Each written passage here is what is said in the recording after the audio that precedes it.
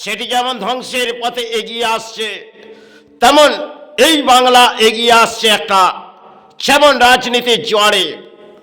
কারণ বাংলাদেশ শেখ হাসিনাকে নিয়ে উত্তাল হয়ে পড়লেন, আর দেশ ধ্বংসের পথে চলে এলেন। আবার দেশের মাঝে একটি ভূমিকম্প, সেটা আবির্ভাব হয়তো হতে যাচ্ছে, কিন্তু বাংলাদেশ সেই পরিস্থিতির মাঝে আজ নেই। আর আমাদের রাজ্যের রানী এসে হয়তো দুরবস্থা ভেঙে পড়েছে, কারণ সেখানে শিল্প বাংলা থেকে সরে যাচ্ছে, আর বাংলার মাঝে চলছে একটি খেলা। সময় রানী ব্যাখ্যা দিলেন খেলা হবে, তাহলে হয়তো ভোটের তরজাল লড়াই সেটা তারা খেলবেন, কিন্তু জনগণ সেই পরিস্থিতির মাঝে হাঁটবে কোথায়?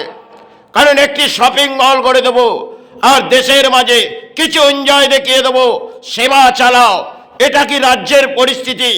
তাহলে এই রাজ্যের পরিস্থিতিতে হয়তো একটি খেলা বাংলার মাঝে হতে চলেছিলেন, কিন্তু উৎপাত হয়ে পড়লেন, কোটি টাকার সম্পত্তি সেটা নয় ছয় হয়ে গেল। তাহলে এটা বাংলার একটি খেলা, হয়তো জনজোয়ার রাজনীতির তাতে লড়াই দুপক্ষের। কারণ একদিকে ধর্ম করে জায়গা করে যাচ্ছে রাজ্যের নেতারা, কারণ তারা পরিস্থিতি ভাবছে যদি একটি ধর্মস্থান গড়ে দিই তাহলে দেশের সাহারা হবে। এটাই তো বাংলা। তাই এই বাংলার পরম দুর্ভাগ্য, একটি যেমন বাংলাদেশ ভেঙে পড়েছে, আর রাজ্য এই পরিস্থিতির মাঝে ভেঙে পড়বে। কারণ যখন থেকে এই রাজ্যের রানী এসেছে, কখনোই এই রাজ্য শুভ পথে হাঁটে নেই। আজ যদি জনগণ মনে করে সে দুটি ধর্মকে নিয়ে ইনি শ্রদ্ধার মাঝে জায়গা নিয়েছে, তাহলে ইনি রাজ্যের লড়াই চালিয়েছে। আমি ব্যাখ্যা দেব। কারণ রাজ্যের মাঝে পরিস্থিতি শিল্প সরে গেছে, আর রাজ্যের মাঝে লুটেরা ভরে গেছে। রাজ্যের মাঝে নেতারা দেশ লুটবে, আর সমাজের মানুষ তাদের গ্রহণ করবে। এটা সমাজের দুর্ভাগ্য। কারণ একটি ম্যাচ সেটি হয়তো আবির্ভাব হলেন, তাতে রাজ্যের পরিস্থিতি সেটা ভেঙে পড়ছে।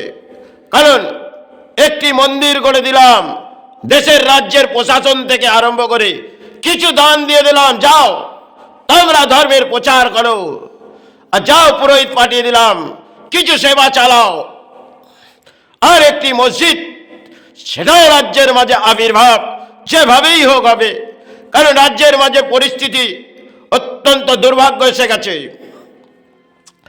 কারণ সময় ক্ষেত্রে বাংলাদেশ তলানিতে চলে গেছে। আজ এই পরিস্থিতিতে রাজ্য যাবে, কারণ এই রাজ্য ধর্ম তো নেই, এখানে নেতারাই পরম ধর্মের পূজারী আছে, তারাই ধর্ম জাগাবে। আসবে একটি মসজিদ আর একটি মন্দির, সেটি সৃষ্টির মাঝে তিনি করে দিচ্ছেন। কারণ জগন্নাথ মন্দিরের ইতিহাস বহু কিছু আছে, সেগুলো আজ হয়তো পৃথিবীর মাঝে আছে, কিন্তু সেটা নিয়ে রাজ্যের রানী ভাবলেন আমি একটি স্থান গড়ব। আরে আপনার দলের কর্মী তিনিও তো মসজিদ করবেন, সে দেখুন তাহলে এই বাংলার সাহারা কোথায় আসবে? কারণ এই মন্দির আর মসজিদ গড়ে বাংলা সাহারা আসবে না। বাংলায় চাই শিল্প, বাংলায় চাই কর্ম। কিন্তু রতন টাটা তিনি তো এই বাংলার মাঝে আবির্ভাব হতে চেয়েছিলেন, সেক্ষেত্রে বাংলার রানী তাকে লুস্থ করে দিলেন। এ লড়াই চালাও, এসব কর্ম ছাড়ো, এই রাজ্য থেকে শিল্প সরাও। আমি এসে গেছি দয়ালু, আপনাদের জাগিয়ে দিয়ে যাব। আপনারা আমার সাহারার মাঝে আসুন, ঢাল নামুন, ব্রিগেড ময়দান চলুন। এইভাবে চলছে রাজনীতির জনজোয়া। ভেসে যান, হয়তো উৎপাত হয়েছেন। পরিস্থিতি 2026 সেটি হয়তো অতি ভয়ঙ্কর।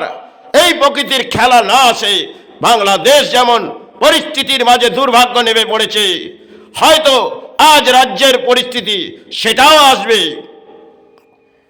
কারণ একটি ধর্মস্থান গড়ে দেব আর একটি মসজিদ কেউ গড়বে আমারই দলের কর্মী। জেগে ওঠো ধর্ম, জেগে ওঠো, কর্ম সরে যা, ধর্মস্থানে গিয়ে আসু। আরে যদি কর্ম না থাকে তাহলে এই রাজ্যের ধর্ম কিভাবে টিকবে? যারা এই ধর্মস্থানগুলো কিনে কোটি কোটি টাকা অর্থের পাহাড় পাচ্ছে। কারণ একটি জগন্নাথ মন্দির, সেটি হয়তো তিনি বাংলার মাঝে আবির্ভাব করলেন, আর যেটি বাবর তিনি যেটা করে গেলেন সেটা কখনোই শুভকালে নয়, আর সেটাকে নিয়ে বাংলায় উৎপাত হয়ে পড়েছে। এক মসজিদ দিনার কর্মী করে যাবে, কোটি কোটি টাকা অর্থের পাহাড় নামবে, আর বাংলায় তো শিল্প নেই, আর বাংলার চিকিৎসাহীন ভেঙে পড়েছে। কারণ এক একটি হসপিটাল যান, সেখানে অধিক অর্থ কিভাবে তাকে দান দিতে হবে, কারণ একটি রিপোর্ট করাবেন বাইরে থেকে। এই পরিস্থিতির মাঝে বাংলা, আর বাংলার মাঝে চলছে একটি ম্যাচ, যেটা হচ্ছে রাজনীতির জলজোয়ার ম্যাচে ভাসুন। কোটি কোটি মানুষ অন্যের হাহাকার আসবে, দেশ রুখতে পারবে না। কারণ এই বাংলার পরিস্থিতি মেরুদণ্ড ভেঙে গেছে। সময় ক্ষেত্রে হয়তো আসছে একটি খেলা, সে খেলার মাঝে কিছু লড়াই চলে গেল।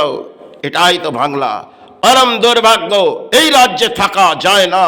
কারণ যখন নেতারা ধর্মের মাঝে এসে গেছে, তাহলে ধর্ম তারাই পালন করুক, ধর্মের মানুষ সরে যাক। কারণ নেতারাই পরম ধর্মের পূজারী এসে গেছে, তারাই ধর্ম জাগা।